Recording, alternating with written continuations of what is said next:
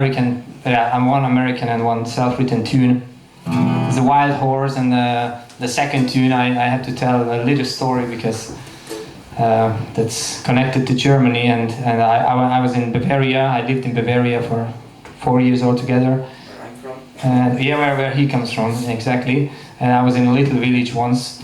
I lived there for 2 months in a little village, Margetshausen, and I was playing there, practicing, and this tune came out, the second tune we're going to play now. And I named the tune from Bavaria, Somewhere in Bavaria, like a lot of Irish tunes, the name of the place, where it's written or what it's about. But the first tune is Wild Horse, and it's an old American bluegrass tune. Just, I start with Yeah.